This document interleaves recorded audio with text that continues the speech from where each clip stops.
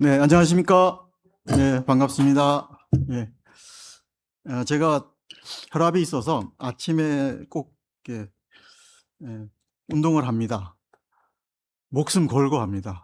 저도 쓰러질까 봐 어머니처럼.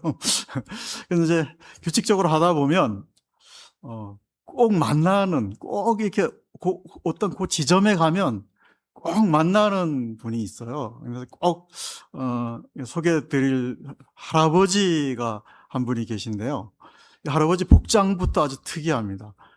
쫙 달라붙는 그 하얀 그 셔츠, 반팔 셔츠에다 쫙 달라붙는 반바지를 입고 항상 저 앞에서 이렇게 오세요. 그래서 이제 항상 이렇게 지나치는데 어느 날은 이분이 할아버지가 무덤으로 이렇게 올라가시더라고요. 올라가셔서 큰 소리로 "할아버지, 할머니, 어머니, 아버지 밤새 안녕히 주무셨습니까?" 이렇게 어 문안 인사를 하고 "엇! 엇! 엇! 엇!" 막 이렇게 이런 기합을 막 넣으시더라고요. 그래서 왜 무덤에서 기합을 넣나 이렇게 봤더니 새가 그 무덤 머리에 날아오니까 이 새 쫓느라고 이렇게 기합을 넣고 그러시더라고요. 그래서 예. 하여간 그 무덤을 되게 화려하게 해 놓으셨어요. 그리고 무덤 주변에 막 하얀 페인트 칠로 막 화살표를 이렇게 해 놓고 뭐 그 소나무에다가 막 1, 2, 3 크게 막 이렇게 써 놓고 인제 그렇게 하시더라고요. 그냥 웃자고 말씀드린 겁니다. 하여간 참 요지경이죠, 세상은. 재밌는 분들이 참 많이 있습니다. 예. 오늘 함께 나눌 말씀 제목은 "하나님이 허락한 즐거움을 찾고 누리자." 이렇게 예 정했습니다. 주제를 가지고 말씀을 한번 드려 볼까 합니다. 말씀은 일단 한 군데만 찾겠습니다. 요한복음 15장 11절을 펼쳐서 다 같이 한 목소리로 한번 읽어 보겠습니다. 요한복음 15장 11절 신약 174쪽에 나와 있습니다.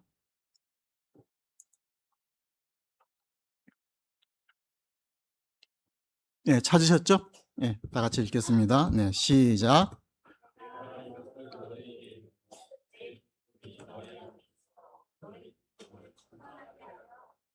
네, 감사합니다. 네, 오늘 수요일인데 많이 피곤하시죠? 얼굴을 보니까 피곤이라고 쓰여 있는 것 같습니다. 하루 종일 생업에 시달리시다가 이렇게 참석을 하신 것 같은데요. 독일의 유명한 철학자 한 분이 있는데 한병철 박사님이라고 있습니다. 이분이 오늘날 사회를 피로 사회 이렇게 이제 진단을 한 걸로 굉장히 유명합니다.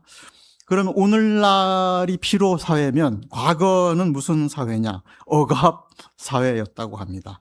그러니까 과거에는 뭐 하지 마라, 뭐 하면 안 된다, 뭘 금지한다 이런 요구가 많았다고 합니다. 그래서 이제 억압 사회라고 얘기를 하고 현대 사회는 그와는 반대로 뭐 할 수 있다, 조금만 더 노력해라, 꿈은 이루어진다, 뭐 이렇게 너는 성공할 수 있다 이렇게 끊임없이 긍정의 메시지를 보내는 그런 사회라고 합니다. 근데 이거는 굉장히 자유로울 것 같지만 오히려 사람들을 쉬지 못하게 만든답니다. 그래서 끊임없이 자기를 채찍질하도록 만드는 사회여서 사람들은 더 이제 피곤하고 또 무한 경쟁에 내몰리고 이로 인해서 더 이제 피곤하다 이렇게 이제 정의를 했습니다. 그래서 피로 사회의 어떤 부작용은 번아웃, 뭐 우울감, 불안, 만성 피로,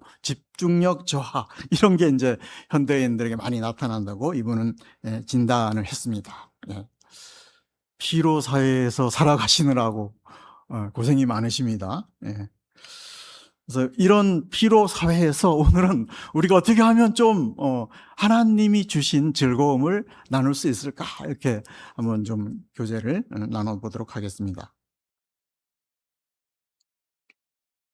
그 1세기 초대교회 때 아주 정통성이 있는 이단이 있죠. 영지주의라는 이단 잘 아시죠? 물질은 악하고 영만이 선하다 이렇게 해서 몸도 음식도 결혼도 악하다고 해서 아주 극단적인 금욕주의를 이렇게 주장했던 그런 사람들이고, 반대로 몸은 악하니까 뭘 해도 괜찮다. 그래서 음란과 방탕한 삶을 합리화했던 이런 이단, 대표적인 이단입니다. 예.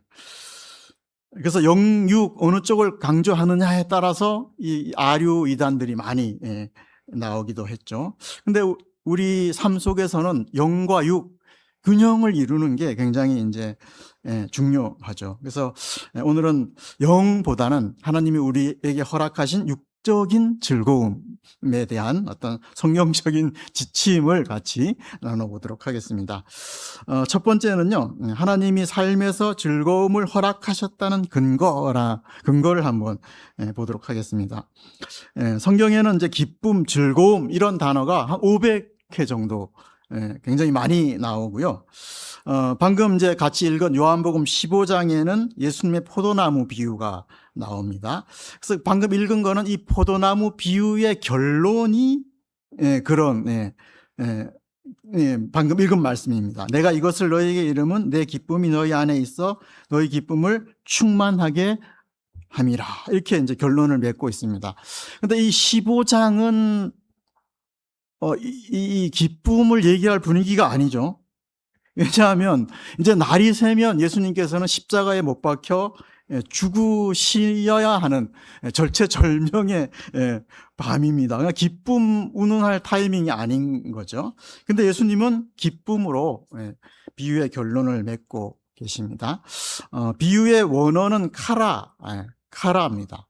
카레가 아니고 카라. 카라는 즐거움, 환희, 사람이 누리는 깊은 만족, 그런 어떤 뜻이 있습니다. 그러니까 예수님은 우리를 불행하게 만들려고 죽으신 게 아니죠. 우리를 살리고 기쁨을 주되 아주 충만하게 부족함이 없이 채워주시고자 이렇게 말씀을 하고 계십니다.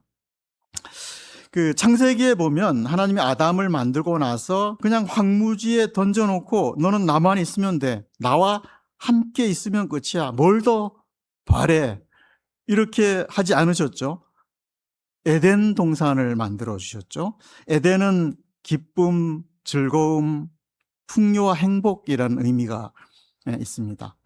그리고 하나님은 이 동산에 각종 즐거움을 누릴 수 있도록 모든 것을 다 만들어 주셨죠.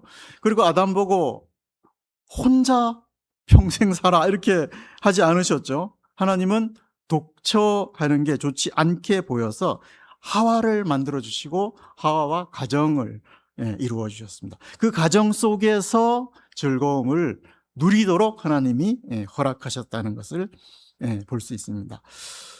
그리고 이제 다양한 동식물들을 창조하시고 그것을 정복하고 다스리는 삶을 살도록 그렇게 하셨죠. 그래서 지구상에서 정말 하나님이 창조한 동식물을 관찰하면 하나님이 얼마나 다양성이 있으시고 또 유머러스 하신 분인지를 알 수가 있습니다. 정말 재미있게 생긴 동물 굉장히 많잖아요. 오리, 너구리, 오리도 아니고 너구리도 아니고 그런 많죠. 몇 가지 소개를 해드리면요. 수달 아시죠? 잘 때 물 밖에 나와서 서로 손에 손을 잡고 잔답니다. 아주 귀엽죠. 그리고 해마는 아빠가 알을 품고 아빠가 출산을 합니다. 특이하죠. 해마. 그리고 판다는 주식이 대나무죠. 대나무가 영양가가 없잖아요. 그래서 이 귀여운 판다는 그 거대한 몸집을 유지하기 위해서 하루 종일 대나무를만 먹어야지 되는 그런 이제 운명이고요. 풀 중에서는 우리 파리지옥이라는 풀 아시죠? 파리를 잡아먹는 풀도 있고, 우리 옷에 필사적으로 달라붙는 거 있죠. 왜 우리 저 바깥 주차장에서 차 잘못 두면 내려서 이렇게 오다 보면 이렇게 옷에 막 잔뜩 달라붙는 게 있죠. 저만 달라붙었나요? 거기 저만 이용하나요? 도깨비풀이라고, 예, 옷에 이제 달라붙는 게 있죠. 근데 이게 이제 사람 옷뿐 아니라 뭐 개, 고양이가 지나가도 아주 필사적으로 이렇게 도깨비풀이 달라붙는답니다. 이거는 이제 생존을 위한 필사적인 몸부림이에요. 도깨비풀이. 그러니까 너무 도깨비풀 미워하지 마십시오. 근데 있죠, 스위스에 있는 메스트랄이라는 공학자 엔지니어가 있는데요. 이 사람이 산책하고 왔는데 이제 저처럼 도깨비풀이 잔뜩 붙어 있고 개한테도 도깨비풀이 잔뜩 붙어 있었어요. 그래가지고 이제 열심히 뜯었겠죠. 그리고 개한테도 열심히 뜯고, 그리고 나서 이 사람이 거기에서 끝난 게 아니라 그 도깨비풀을 현미경으로 관찰을 했습니다. 그 현미경으로 관찰을 해보니까 이 갈고리 모양으로 끝이 이렇게 돼 있는 거예요. 아주 미세한 갈고리 모양으로 돼 있어가지고 한번 이렇게 딱 꽂히면 안 빠지게 그런 모양으로 되어 있습니다. 그래서 이 사람이 이걸 관찰한 다음에 뭘 만들었냐? 찍찍이를 만들었습니다. 우리 왜 찍 하면 딱 붙는 거 있잖아요. 그러니까 접착제 대신에 이 찍찍이를 만들어서 이 사람이 유통을 시켰습니다. 이 찍찍이가 7조 원 시장이 된답니다. 그러니까 접착제 대신에 이걸 이제 이 사람이 발명을 하게 된 거죠.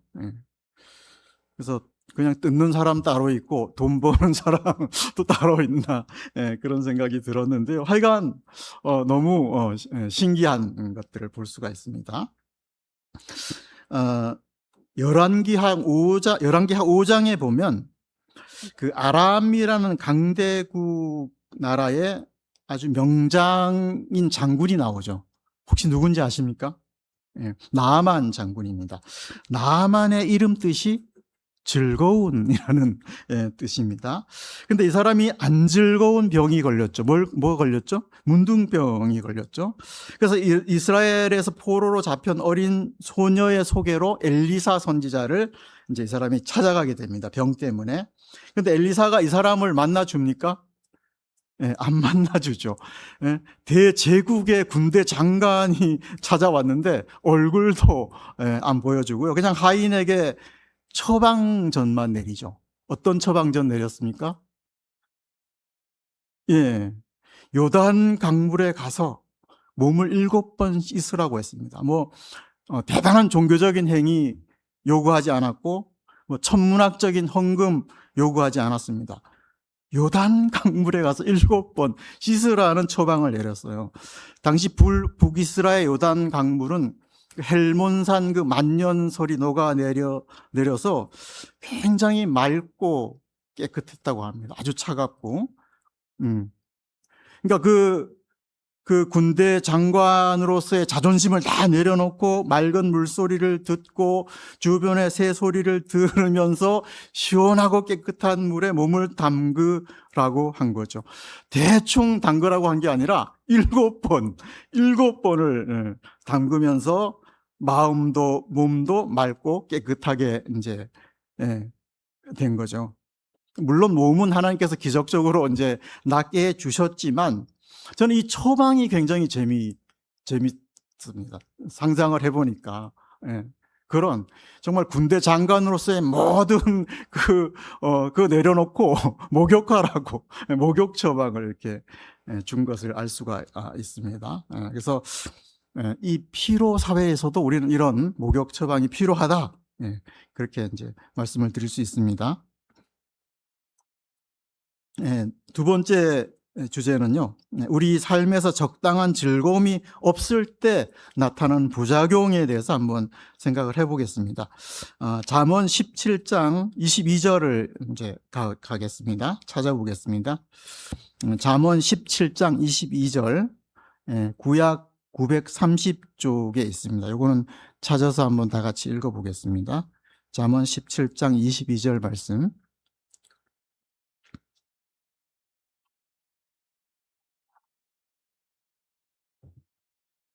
다 찾으셨죠? 읽겠습니다. 시작. 심령의 근심은 뼈를 마르게 하느니라. 예.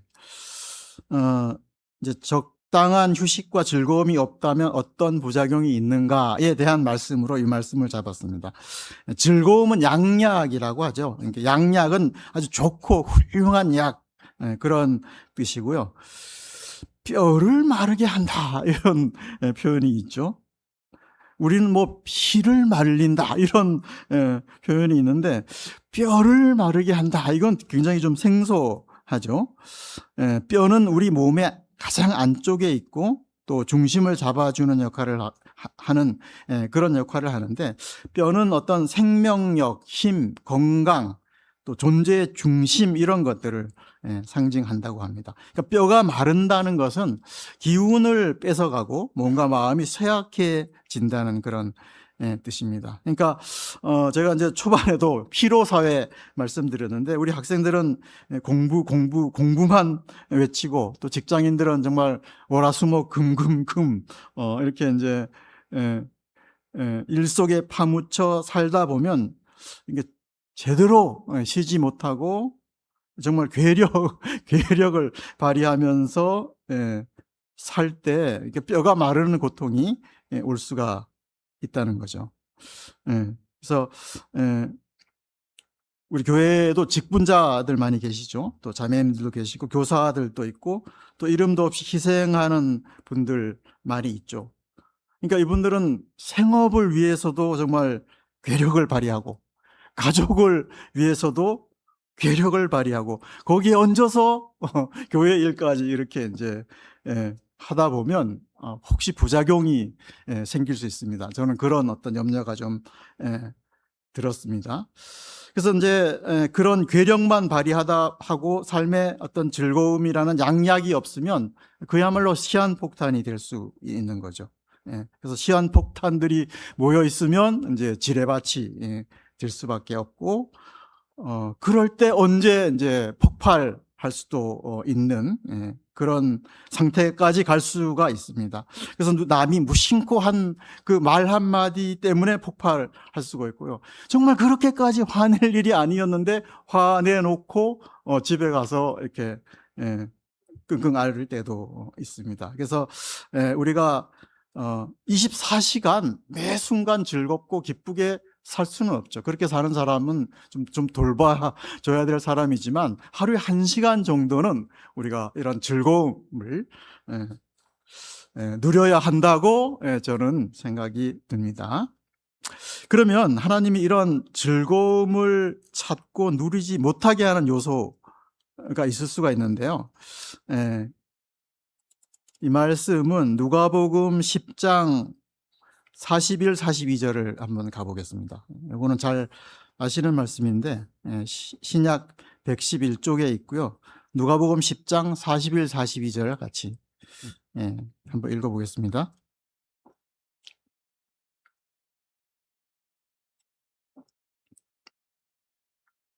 네, 찾으셨죠? 시작.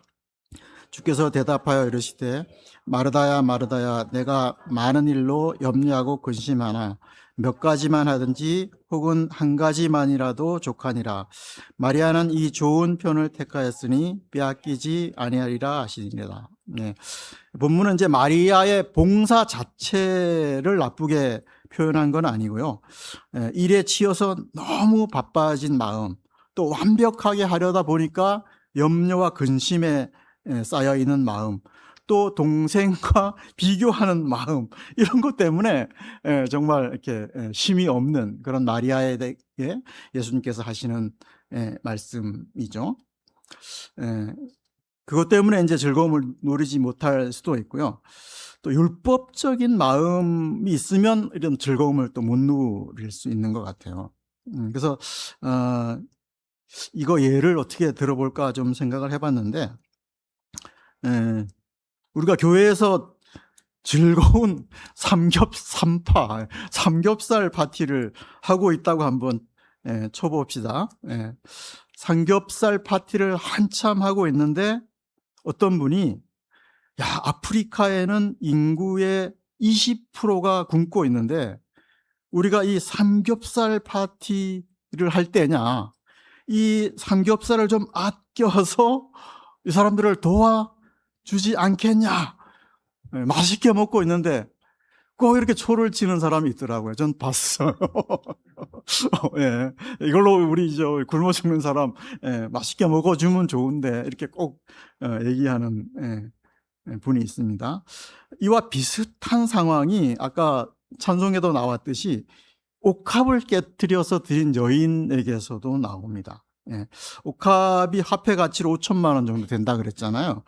그러니까 이걸 깨뜨렸다고 가룟 유다가 가난한 자를 도와주지 낭비했다고 막 이렇게 쌍심지를 켜고 잘못을 지적하는 것을 볼 수 있는데요. 예수님께서는 그 돈보다는 여인의 마음을, 진심을 알아주시고 이렇게 하신 것을 볼 수 있습니다. 그러니까 삼겹살 파티를 하면서 그걸 줄여서 지구 반대편에 가난한 자를 도와줘야 한다는 논리라면 우리는 커피를 마셔도 안 되고요. 여행해서도 안 되고 외식은 뭐 더 안 되고 새 옷을 사도 안 되고 그런 자기 모순에 빠질 수밖에 없는 거죠. 그래서 이런 어떤 그 율법적인 마음 이런 게 오히려 방해하지 않는가 그렇게 생각이 듭니다. 그래서 성경은 율법적인 마음, 인색함, 억지로 하는 마음으로 하는 행위는 하나님께서 받으시지 않는다 이렇게 이제 말씀을 하고 있습니다. 그럼 네 번째로 하나님이 허락한 즐거움을 찾고 누리는 방법. 이거는 뭐 얘기 안 해도 아시겠죠? 어떤 즐거움이 있을까요? 우리 명지로 교회에는 공식적으로 3개의 동호회가 있습니다. 산악회, 탁구 동호회, 볼링 동호회가 있습니다. 제가 볼링 동호회 총무입니다. 볼링 동호회는 언제든지 열려 있습니다. 사랑채 2호실에 가시면 최근에 바둑판과 장기판이 있습니다. 그거 혹시 안 버리셨죠? 비영적이라고 버리지 마십시오. 치매 좋습니다. 우리가 이제 어떤 음악, 리듬 이런 거를 좋아하잖아요. 그런 걸 계속 반복적으로 들으면 굉장히 신경적으로 안정이 되죠. 그거를 이제 뇌과학자들이 얘기한 걸 보니까 우리가 엄마 뱃속에 10달 동안 있을 때 그 일정한 소리를 들었다는 거죠. 10달 동안 엄마 뱃속에서 뭘 들었겠어요? 주로 엄마 심장 소리를 반복적으로 아기는 아주 큰 소리로 들었겠죠. 1분에 60회를 듣고요. 그럼 1시간이면 3,600회고요. 1일이면 86,400회고 10개월이면 2,592만 번의 소리를 듣고 태어났습니다. 그래서 우리들은 규칙적인 리듬을 들으면 신경이 안정이 되는 그런 효과가 있답니다. 그래서 반복적인 소리에 평안을 느끼는 거죠. 그래서 아이가 기차만 타면 자잖아요. 왜 자요?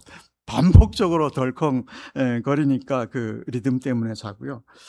그래서 사람들은 리듬을 좋아합니다. 음악을 좋아하고 춤, 박수 소리, 북소리, 기차의 덜컹거리는 소리, 파도 소리, 빗소리, 물 흐르는 소리, 시계의 초침 소리, 반복적인 소리가 뇌를 안정시키고 긴장을 완화하는 데 도움을 준답니다. 그래서 소리를 통한 즐거움 찾으시기 바랍니다. 왜 이 얘기 하시는지 알아들으시겠죠? 후각도 주셨죠. 꽃향기, 빵 굽는 냄새, 커피 향 좋죠. 미각도 주셨죠. 단맛, 짠맛, 쓴맛, 감칠맛, 맛있는 음식, 요리하고 먹는 즐거움 자주 가지시기를 바라겠습니다. 촉각도 주셨죠. 따뜻함, 부드러움, 하나님이 주신 감각들에 맞는 그런 즐거움들을 다 찾는 성도님이 되기를 기도하겠습니다. 그 다음에는 즐거움에는 반드시 브레이크가 있어야 됩니다. 중요합니다. 그래서 우리 삶에서 즐거움을 찾고 누리는 것은 하나님께서 허락하신 거라도 한계를 벗어나면 문제가 될 수 있는 거죠. 요거는 고린도전서 6장 12절을 제가 참고를 했는데요. 요거는 제가 한번 읽어보겠습니다. 모든 것이 내게 가하나 모든 것이 유익한 것이 아니오. 모든 것이 내게 가하나 내가 무엇이든지 얽매이지 아니하리라. 그러니까 바울은 할 수 있는 것이라도 유익하지 않다면 절제하고 어떤 것에도 자신을 지배당하지 않겠다. 이렇게 이제 권면을 하고 있습니다. 그래서 뭐 예를 들어 볼링 자체는 좋은 운동이지만 제가 이걸 하루 종일 하고 그러느라고 가정과 신앙생활에 지장을 둔다면 이거는 이제 문제가 되는 거죠. 그래서 삶의 균형을 잃으면 안 되겠습니다. 그래서 계속 뇌과학적인 참고를 많이 하는데요. 하나님께서 허락하신 건강한 즐거움, 뭐 예를 들어서 자연을 감상하고 운동하고 음악을 듣고 사람들과 교제하고 감사하고 예배하는 활동은 도파민뿐 아니라 세로토닌, 옥시토신, 엔돌핀 이런 신경 전달 물질이 아주 조화롭게 분비가 돼서 만족감을 준다고 합니다. 근데 어떤 하나의 강한 자극만 반복하게 되면 도파민만 계속 분비가 된다고 합니다. 그러니까 이게 좋은 게 아니라 한 가지만 계속 보상회로가 이렇게 진행이 되기 때문에 더 큰 자극을 이제 원하게 돼서 이제 중독까지 빠져나올 수 없는 지경까지 갈 수밖에 없습니다. 그래서 즐거움에는 반드시 브레이크가 필요하다 이렇게 말씀을 드리고 싶습니다. 여섯 번째는요, 유머를 잘 사용하자 그랬습니다. 성도님들은 설교 때 유머를 쓰는 거 어떻게 생각하세요? 저는 개인적으로 필요하다고 봅니다. 아까 나비 넥타이 보셨죠? 남을 웃기기 쉽지 않습니다. 자기를 희생해야 희생해야 됩니다. 아주 저는 본받을 유머. 그래서 어떤 분이 저한테 이렇게 충고를 하시더라고요. 왜 강단에서 자꾸 유머를 쓰냐고. 진지한 말씀을 전하는데 말씀이 훼손이 되지 않냐고. 그래서 조금 저는 하여간 뭐 일리는 있지만 저는 공감이 안 되더라고요. 그래서 저는 일부러 계획적으로 유머를 쓰려고 노력을 합니다.